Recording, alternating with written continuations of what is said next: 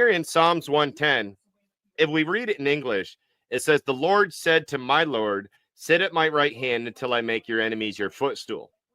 If we read it in the Hebrew, it says, Adonai said to my Adoni. Understand the argument. A lot of people don't know that in Psalm 110, and I'll get you the interlinear. I'm going to send you the thing, the link. In the Hebrew, it says Neom. Now, however you want to pronounce the divine name, I know there's a debate. Some will pronounce it Yahweh, Yahovah. I don't care how you pronounce it. Jehovah, that's not the issue. But the Hebrew says Neom, Yahovah, La Adoni. The word Adoni. They'll tell you that word Adoni is never used for God. Never used for God. It's only used for humans and at times for angels. It's never used for us. So what are they trying to prove? They're trying to prove, see, this is a psalm about Messiah. And the word chosen is not Adonai, which is used for Yahweh. It's Adoni, which means that Messiah is only a man. That's the argument. And no matter how many times you demolish this argument, no matter how many times you destroy this argument, this is why I get tired. Now you guys understand why I treat them the way they do. Right? Yep. Okay. Now, is it true the word Adoni is never used for God? No, that's a lie. Nope. If you share your Facebook, not Facebook, Skype, I'll tell you which article. Now, remember what the argument is. They'll tell you Adoni is not used for Yahweh. They're lying. Because there's something called theophoric names. Theophoric. Remember this word, Theophorus or Theophorus, theophoric name. What is a theophoric name? A person's name that contains a reference to their deity. For example, Elijah. Eli Yahu. That's a theophoric name. My God is Yahu. Jehoshaphat. Jeho judges. Right? Emmanuel.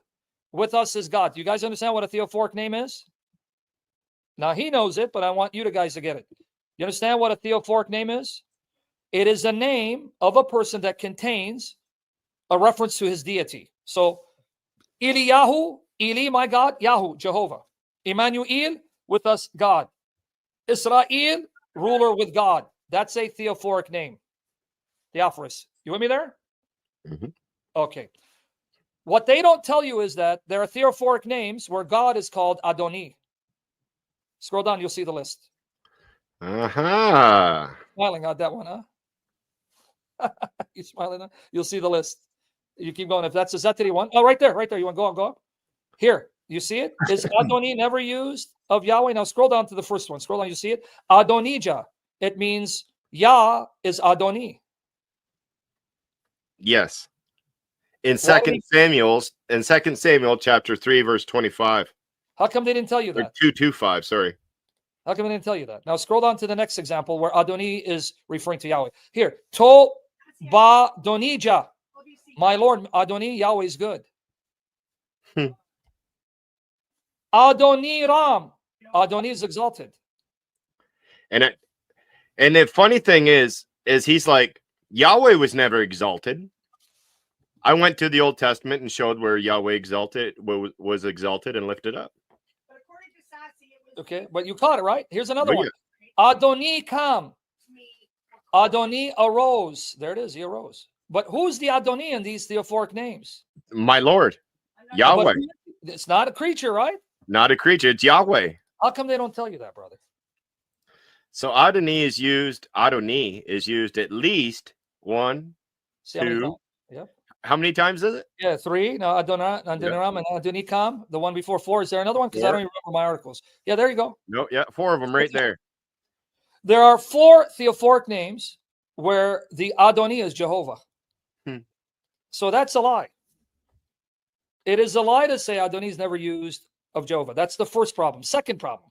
Now, if you go back to the other article, it's a Psalm 110. It's answeringislam.info. It's a say. Let me see which one I say. So, guys, there's so many I can't keep up. So just be patient with me, guys. I'll show you which one. I'll mention it right now.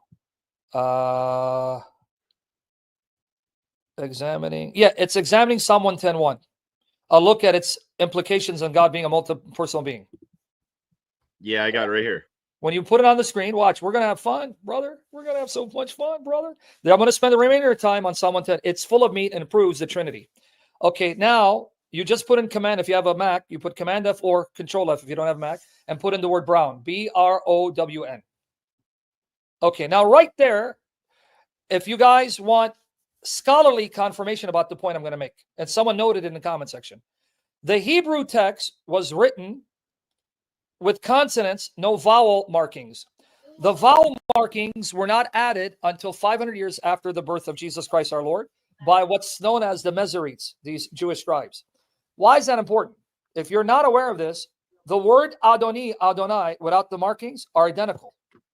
They look the same. You can't tell them apart. That's why if you scroll down a little bit, he says in Michael Brown, I quote him slowly, you'll see he's going to see, so you're going to see a dash, D, right there. You see where it says the 4 consonants? The last line on the screen, it says Hebrew consonant, 4 consonants. That's Aleph, right? Dash, D, dash, and dash Y. That's how it would look without vowel markings. And you can't tell without vowel markings, is that supposed to be Adonai or Adoni? Do you know that, right? Yeah, you wouldn't be able to know. In other words, if all I had was Psalm 110:1 without the vowel markings, I don't know if David said, Jehovah said to Adonai or Jehovah said to Adoni. So it wasn't until after Jesus' Yeah, resurrection and everything that 500 years after Jesus. It's almost around the time Momo come birthed out of his mom after 4 years. Exactly. So now the question arises, could it be possible that Jews seeing the Christians using this text 100%. decided to add vowel markings to water down the word? Because even though Adoni can be used for God, it can be used for humans, and therefore they wanted to then dot it to say Adoni, because then it's not as clear if it's a reference to God. Because remember, Adoni can be used for God or can be used for humans, but Adonai, as even Carlos Xavier admits in his debates, and Anthony Buzzard claims, Adonai is always used for God. Yeah, that's what they say. So now, what's my point if you're listening? I hope you're getting this. Could it be quite possible that the Jewish scribes coming 500 years after Christ, knowing this is one of the favorite proof texts for the New Testament and Christians, decided to add vowel markings to water down from Adonai to Adoni? Why? Because Adoni, yeah, it can be used for God, but it doesn't have to be, whereas Adonai would leave it inarguable. So this is all based on trusting that the Masoretes always correctly dotted the consonantal text.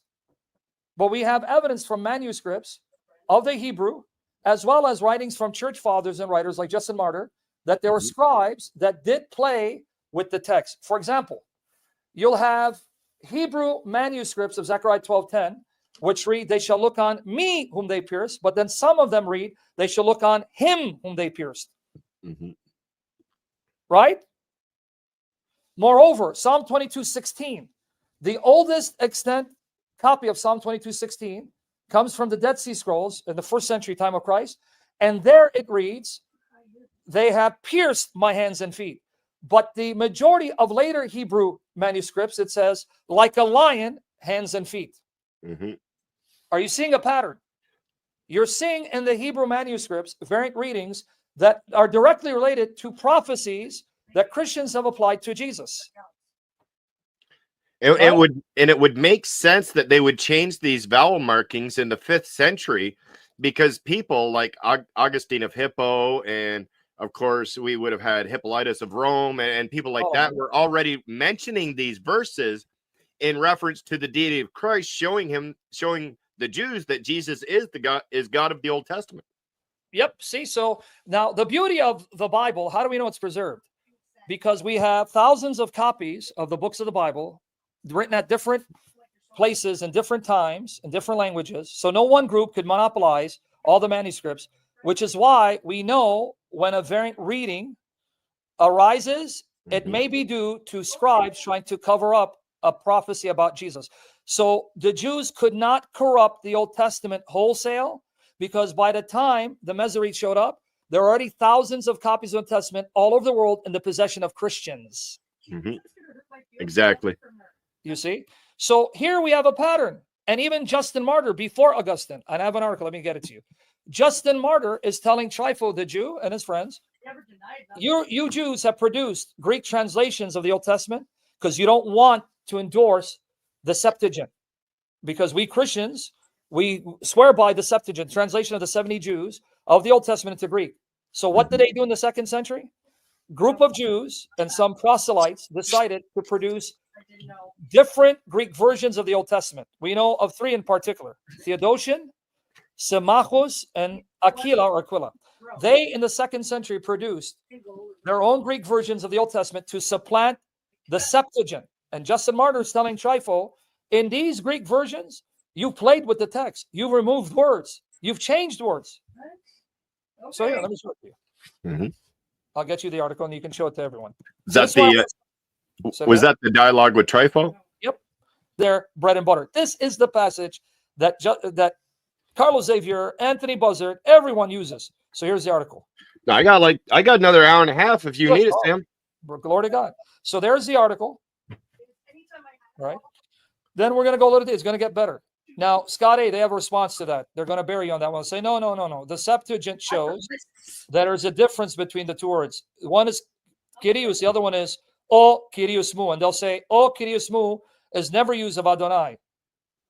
When the Greek translates Adonai, they'll use either the vocative, Kyri, or they'll use the definite O Kyrios. So Scott A, no, brother. They're already on to that. Now, you see, that's the article. Now, you don't need to read it. Just here, you'll see Justin Martyr mentioning how the Jews are producing Greek translation of the Old Testament where they're removing verses or changing the meaning of the Hebrew. Are you with me there? Yeah, that's exactly what he's saying here. I did yep. Right? So you see my point? Yep. Okay, now, they have plan B. If they can't get you with the Adoni, they're going to get you with the Greek. This is where, Scott A, you got to be informed because Carlos Xavier and Anthony Buzzard say, not so fast. Not so fast. What do you mean? When the Jews translated the Psalm in Greek, which was done before Christ, they noted the difference between the 2 words because the word Yahweh is translated as Kyrios, but the word for Adoni is rendered as O Kyrios Mu or Tu Kyriou Mu. See, the Lord of me. And they'll say, see, the word O Kyrios Mu, Lord of me, is never used for Adonai. It's only used for Adoni in the Greek. That's their other argument. Okay, now let me show you how to bury this argument. This is another lie. And here's the article. Now, Scott A, here's how you're going to destroy that lie. So Carlos knows about these responses because I brought it against him. Here's the article saying that's a lie. Because are you aware there are places where the Hebrew says Adonai and it's rendered as O Kyrios Mu?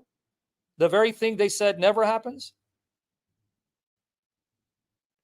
Scroll down. Right here, I tell you, look, the Unitarians seemingly have switched strategies by now making the claim that the phrase Tu Kyriou Mu, which is the way the Greek version on 110.1 renders Adonai, is never employed for deity. So let's say it's never used for deity, and Adonai is never rendered as O Kyrios Mu. Lie. You lie, brother, because now I'm going to show you examples where the word is Adonai in Hebrew, but rendered as O Kyrios Mu. Read it for me. Exodus 34:9. First example.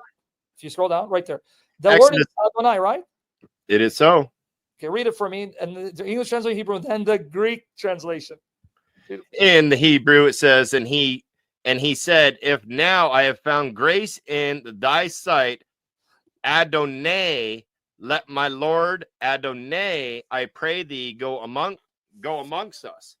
For it is a stiff-necked people, and pardon our iniquity and our sin, and take us for thine inheritance. Now watch the English translation of the Greek.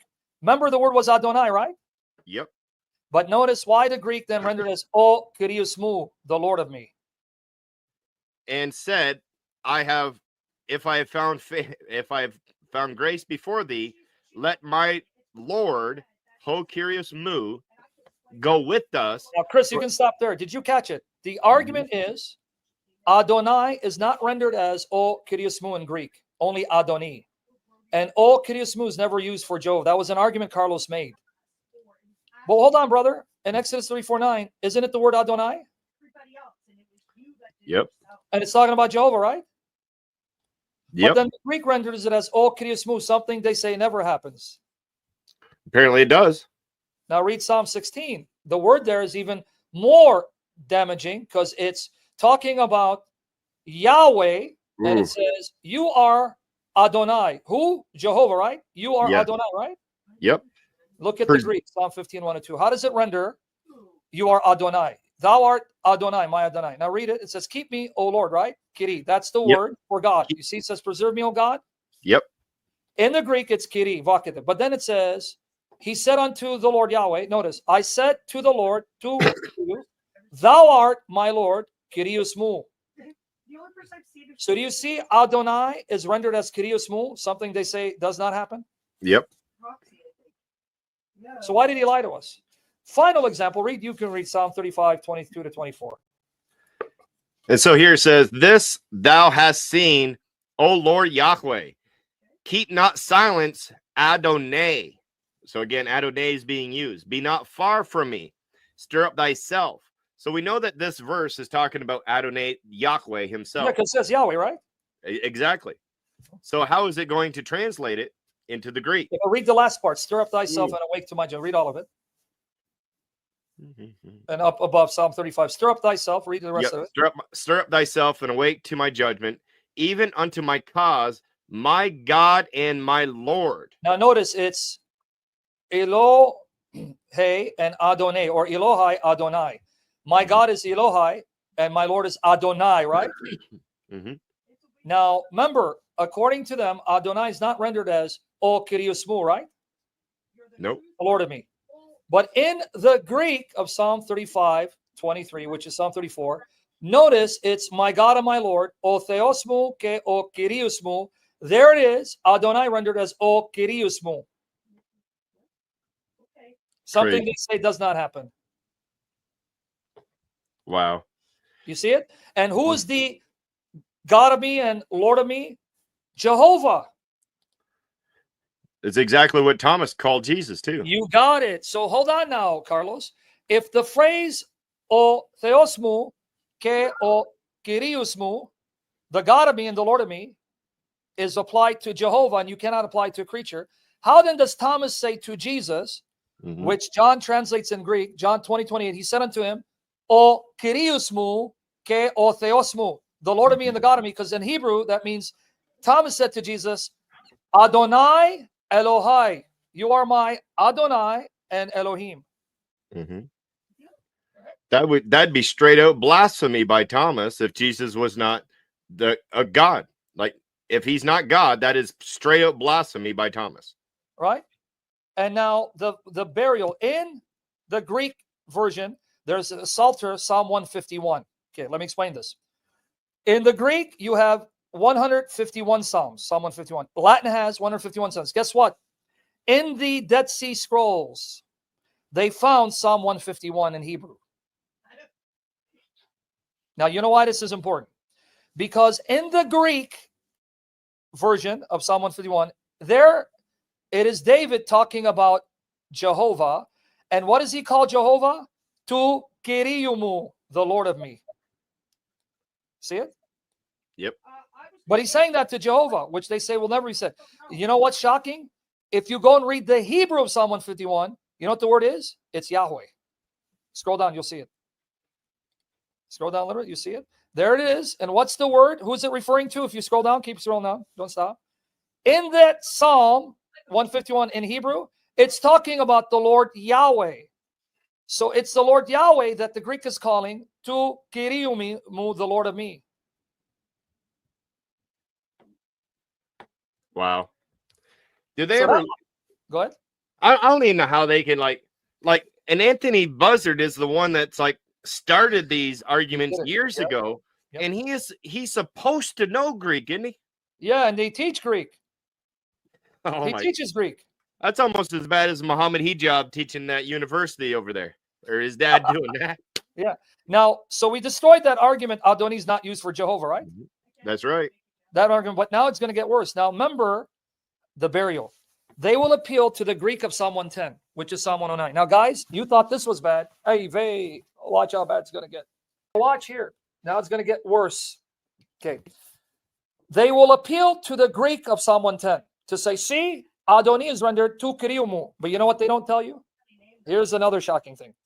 They do not tell you that the Greek version, the Latin version, the Syriac version, contains an older form of the Hebrew text, which is supported by many later Hebrew manuscripts, where in Psalm 110:3, God says to David's Lord, he begot him before creation.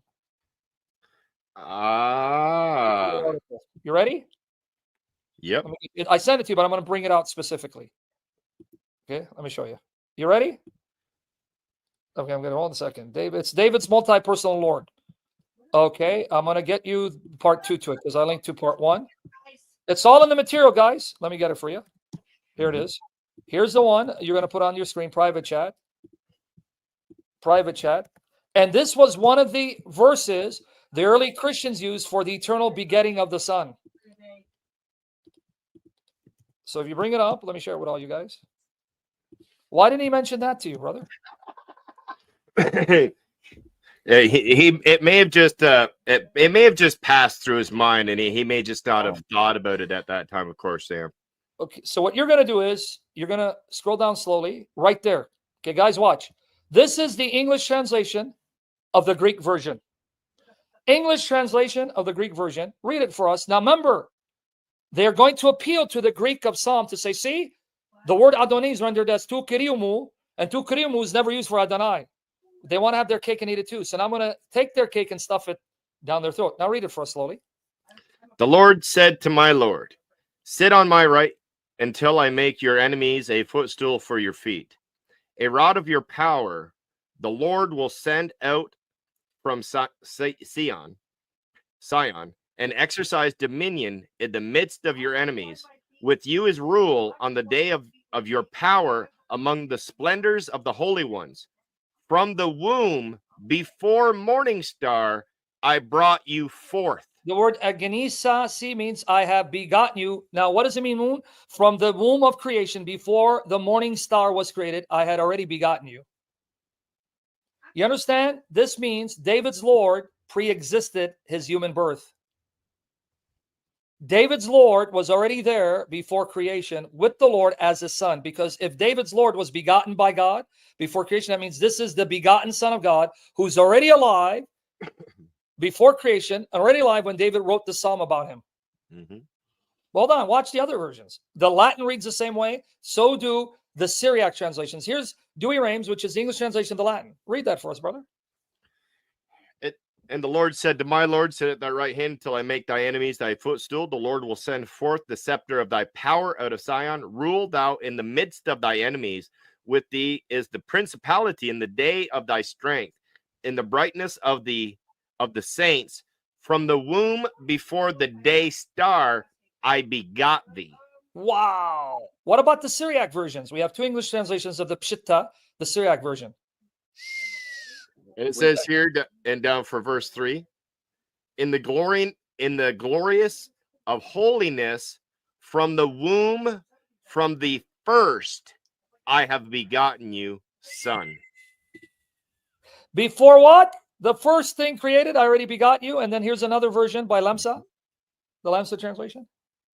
And here it says, arrayed in the beauty of the holiness, from the womb, I have begotten thee as a child from the ages. Do you understand? The Greek versions, the Latin version, Syriac version, Psalm 110:3, all translate a form of the Hebrew where God tells David's Lord, I already had begotten you as my son from before creation. Now, let someone say, well, you know what? This is a bad translation. And well, you're going to do me a favor. You're going to now scroll down. I quote John J. Collins, who's a liberal Old Testament scholar who does not believe in Christianity, doesn't believe Jesus rose from the dead. He says this is the original reading. Yeah, you see where it says this explains why the following biblical scholar, go up. Yep, go up, I'll tell you, and I'll start reading for you because, again, right there. This explains why the following biblical scholars, because John J. Collins co-wrote the book with his wife, Adila. Now, the Hebrew word for begotten, I begot you, is yelidika. Yelidika, same verb used in Psalm 2:7, where it says, I will tell the decree of the Lord. He said to me, you are my son. Today I've begotten you. According to John J. Collins, There are Hebrew manuscripts of Psalm 110:3 that reads, Yelid dika, I begotten you. And he says that's the true reading. I got it. That's a reading reflected in the Greek, Latin, and Syriac. And he says that should be the reading preferred. So I quote, for present purposes, that's him now. I'm reading him. The main focus of interest in Psalm 110 is the notoriously corrupt verse 3b, saying, see, in many of the Hebrew manuscripts, the Masoretic, it's corrupt. It doesn't make sense. So he says, Bihadri, Kodesh, Marachim, Mishchar, Lakatel, Yelduthika. He says, Yelduthika. No, it doesn't make sense. Yelidika makes sense.